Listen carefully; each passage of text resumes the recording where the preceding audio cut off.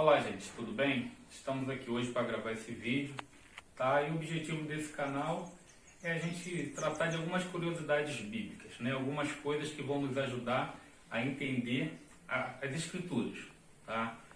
E hoje o nosso tema é falar um pouquinho como foi formado o Novo Testamento, tá? O objetivo desse vídeo não é terminar com o assunto, mas dar ao menos um resumo para que aqueles que tenham curiosidade de saber como foram formados, né, como foi formado, melhor dizendo, o Novo Testamento, possam entender, tá? Para que você hoje chegasse à Bíblia que você tem, né? Falando da Bíblia protestante, dos 39 livros do Velho Testamento e os 27 do Novo. E a gente vai falar justamente como que foi formado esse cânon com 27 livros do Novo Testamento. Então a gente vai começar aqui. Eu fiz um resumo aqui no quadro, tá? A letra está um pouco pequena para poder caber aqui no quadro, mas eu vou falando, vocês vão entendendo, tá? Fazer uma breve introdução, que é o seguinte: como era o cânon, né, nos tempos de Jesus? Logicamente que nos tempos de Jesus nós só tínhamos o Velho Testamento, né, os 39 livros do Velho Testamento, ali de Gênesis a Malaquias, tá? Passávamos ali por um período de 400 anos chamado de silêncio profético, e o cânon da época de Jesus era o Velho Testamento. Só que depois de Jesus, de tudo aquilo do ministério do Senhor Jesus ali na terra, no início da igreja, tá? Lembrando que a igreja ela começou em Pentecostes, está lá descrito no livro de Atos, tá? No seu capítulo 2. E ali no início da igreja a tradição era oral. Como assim? Nós não tínhamos um livro do Novo Testamento. Ele era passado de geração para geração, de pessoa por pessoa, numa tradição oral. Com o tempo, começaram a surgir alguns escritos, mas eram escritos esparsos ainda. Se você perceber, os livros da Bíblia eles foram escritos a partir da segunda metade do primeiro século, tá? Então, por exemplo, os evangelhos é do ano 60, do ano 70 depois de Cristo. Então, passa de uma tradição oral e chega em escritos esparsos. E esses escritos esparsos, eles eram utilizados nas igrejas, mas não tinha uma lista padrão. O que era, o que não era. Ou seja, algumas igrejas usavam uma lista, outras igrejas usavam uma outra lista, tá? E aí a igreja decidiu fazer, né, um cânon. Mas para isso precisava ter critérios. O que entraria e o que não entraria no Novo Testamento. Então definiu-se por 3 critérios. O primeiro era o poder transformador da Escritura. A Bíblia ela não é um livro simples, um livro que você lê uma história. E ponto final.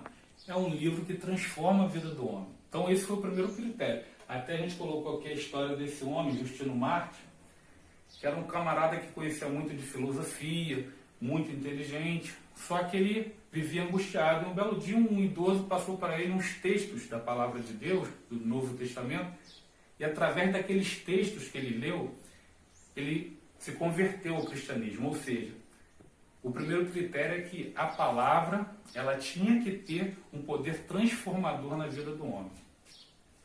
O segundo critério, textos já utilizados nos cultos cristãos.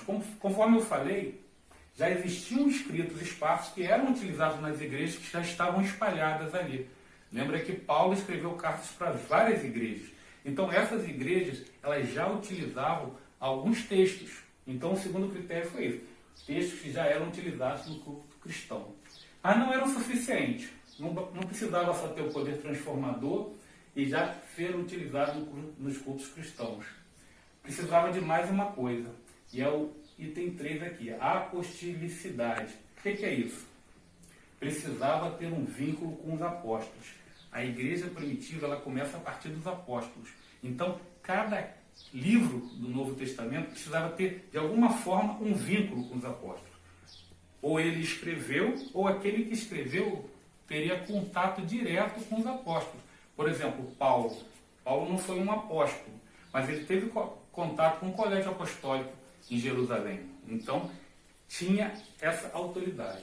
Tá? Então, passando pelos critérios aqui, poder transformador, textos já utilizados no culto cristão e vínculo com os apóstolos.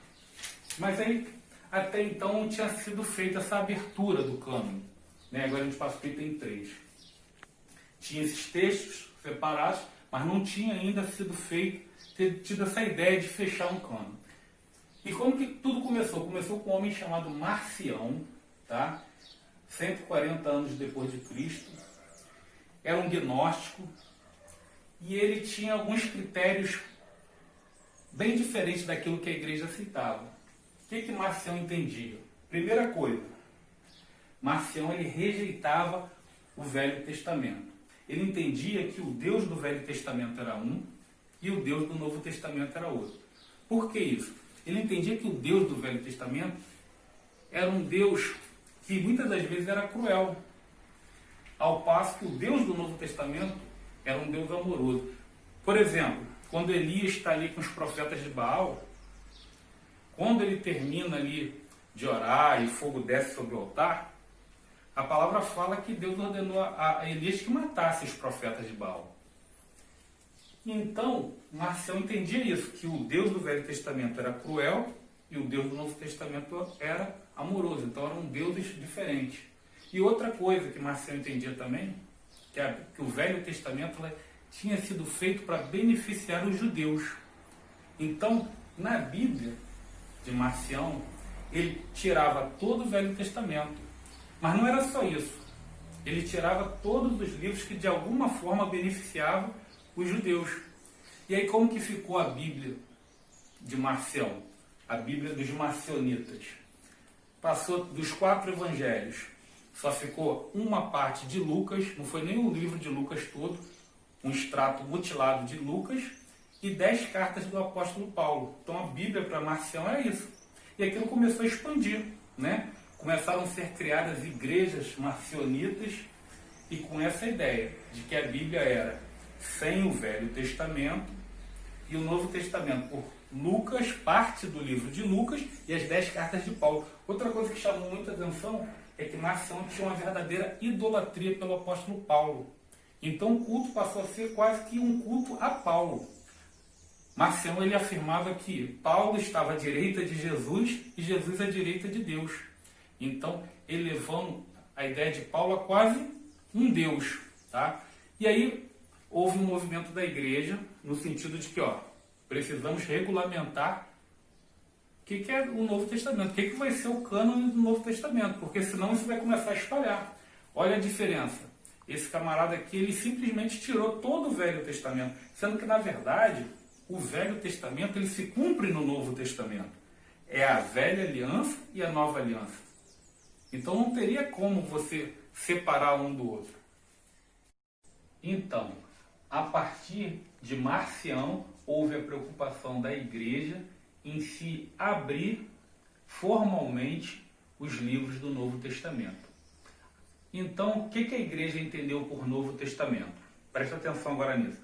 Os 4 evangelhos, tá? As cartas apostólicas, tá? Incluindo todos os apóstolos aí, conforme eu falei com vocês aqui, vínculo com os apóstolos, e o livro de Atos como uma ponte entre os evangelhos e as cartas apostólicas. Esse era o pensamento da igreja. Só que em 156, entre 156 e 172 depois de Cristo, apareceu um outro homem chamado Montano. Montano ele se dizia iluminado pelo Espírito Santo. Era ele e 2 profetisas, chamadas Priscila e Maximila, que ele falava que quando elas tocavam uma lira, uma espécie de uma harpa, o Espírito Santo entrava muito forte na vida dele, a vida de Montano.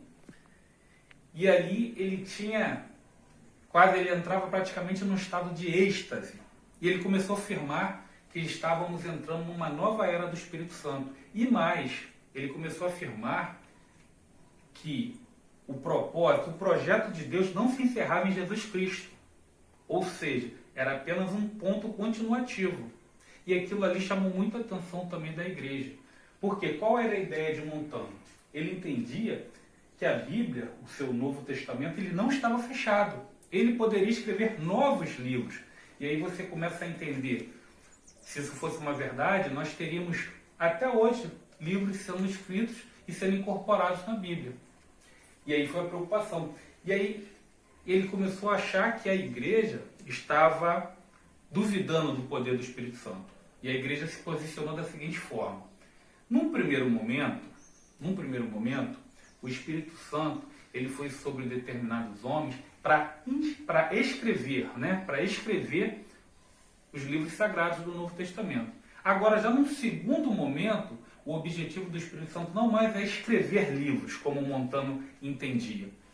É agora fazer com que o homem entenda o que foi escrito no Novo Testamento. Ou seja, não caberia mais novos livros no Novo Testamento. Estava fechado, diferentemente do que Montano pensava. E aí a gente chega numa lista final, né? Essa carta pascal aqui de 367 depois de Cristo, escrito pelo bispo de Atanásio de Alexandria, fechou essa lista. E foi confirmado no Concílio de Hipona em 393 depois de Cristo e também no Concílio de Cartago em 397 depois de Cristo. Ou seja, a lista final que nós temos hoje do Novo Testamento, dos 27 livros, ela foi fechada definitivamente pela Igreja no final do quarto século. Finalzinho do quarto século, 397, foi uma última lista. E até a guisa de curiosidade, alguns livros que estiveram para entrar, para não entrar, e que no final das contas saíram, tem Pastor de Herbas, a Epístola de Barnabé, Evangelho dos Hebreus, entre outros. Mas decidiu-se que o Novo Testamento teria uns 27 livros que nós temos hoje. E assim foi a história da formação do Novo Testamento. Talvez você não soubesse dessa história, e a ideia nossa aqui é fazer com que essas questões que certamente nos ajudam a entender a Bíblia possam chegar até você. Tá? Nosso canal é esse. Na próxima semana a gente vai trazer outro assunto aqui. Tá? Vou dar uma palhinha agora. Vai ser sobre as seitas judaicas. Tá bom?